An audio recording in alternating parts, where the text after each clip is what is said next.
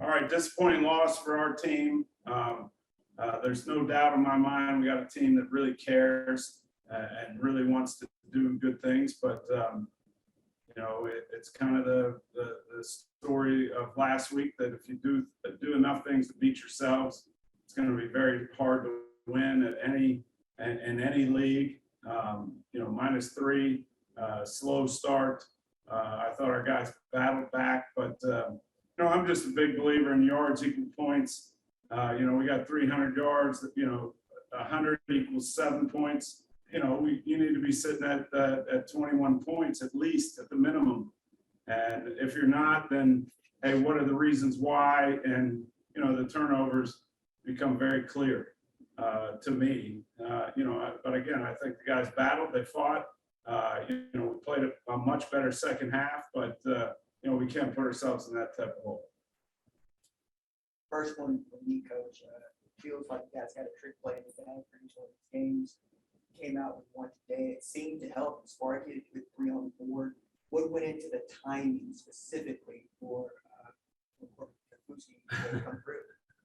Our secret weapon. We had run the same play. Shai caught it a couple weeks ago, but this Corbin Kafusi, he's a unique athlete. I mean, for how big he is, he's very athletic. So we have a number of things that he can do, but that's a play that everybody was pretty comfortable with. And when you got a unique talent like somebody like him, and he's in there, blocking in the run game a bunch in some of those big sets, what we call Club X, you like to throw a bone. And I was happy to see him make a play. We'll once we calm down a little bit, we'll probably bust his chops a little bit about getting run down. Hey, you look good moving. You really did. You really It's did. a nice adjustment to football. Not a lot of tackles are gonna make that play. So yeah, everybody was excited. You can see it. You made the decision with about 5 minutes left to play to punt at a time when it felt like you might be forfeiting possession of the football for the rest of the game. How confident were you in what Pepper could do on defense to try to get the ball back before you give you a chance to win? I'm very confident. I'm very confident in our punter, Brandon Wright. In those situations, it's tempting.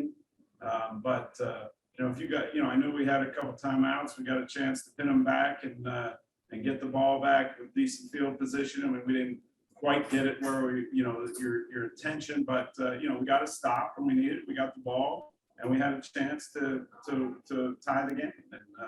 And we just didn't execute, at the end. But you can't ask for.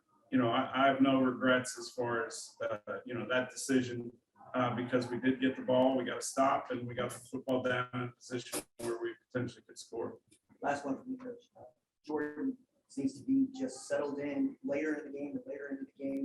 You spoke a bunch about the turnovers, but with about 3 weeks left in the regular season, what do you want to see specifically from him, a guy that you chose and stuck with despite the turnovers the last few weeks?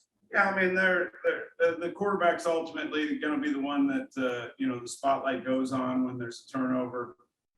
Until we watch this tape, I'm not going to say that every one of those was his fault necessarily, but he is the quarterback of the team. The number one thing is, and I love the kid. I think you saw him once he got into the flow of the game. He was efficient. He made some really big throws for us in critical situations. We just need to start faster.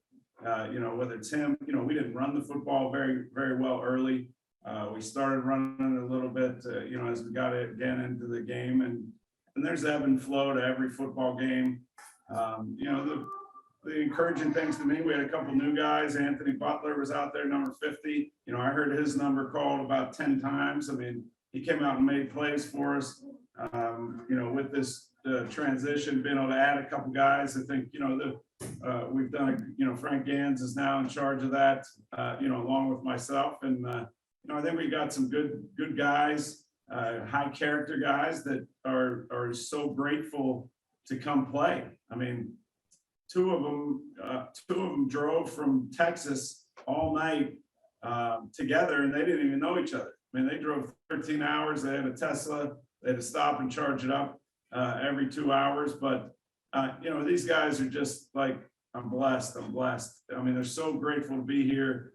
A couple of them didn't dress, one of them didn't dress, but they're happy to be here, and it's because of their love for the game of football. And I mean, as coaches, that's what you love to see. And again, Anthony Butler came out, been here a week and a half or two, and he made an impact on the game. So those are positive.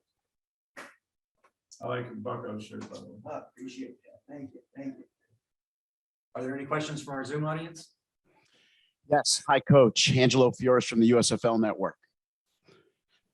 As How the you game doing? was, hi, Coach. I'm okay, thanks. As the game was winding down and approaching under 3 minutes, your defense was holding the Generals, and you made the choice to call timeout with about 2:02 left. What was the thought process behind calling it then rather than maybe with 2.5 minutes left? I would take that one back, Angelo. I really would. I thought there was a little more time on the clock. I looked out at the action that was going on, and I thought, if they're going to punt, it's going to go to the 2 minute. That's a waste of timeout. That being said, we put ourselves in position to have a chance to put the ball in the end zone, and was that a good timeout? Probably not. Like I said, I would take that one back. But all that being said, we got the football, we got down the field, we made plays, and we were in a position to put the ball in the end zone, and we just didn't get it done. Thank you, Coach. Good luck the rest of the way. Thank you. Any other questions? Yes, I have one actually.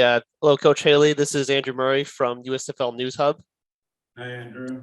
Hey, so as you mentioned earlier, obviously it being an ebb and flow, especially with the offensive production, one of the biggest things that's been kind of a takeaway so far this season has been the turnover margin, which has not exactly been in your guys' favor. Has there been any discussion or anything in terms of addressing that going forward? Yeah, I mean, we're coaches. That's what we talk about. We know that that's the number one statistic that affects win and loss. And, when you're not taking the football away on defense, I thought we had a couple opportunities in the game to get our hands on the football and make a play. We didn't do that. And then we gave them opportunities by throwing it to them. That's what us coaches, that's what we do. I mean, I'm fully aware that, the turnover margin is you can look at a million stats and most of them don't mean a lot, but that one, it determines the outcome of the game more times than not, anytime you're playing football. Wonderful. Thank you, Coach. I think that wraps it up. Thank you, Coach. Thank you. Appreciate it. Thank you, guys, girls. Referees.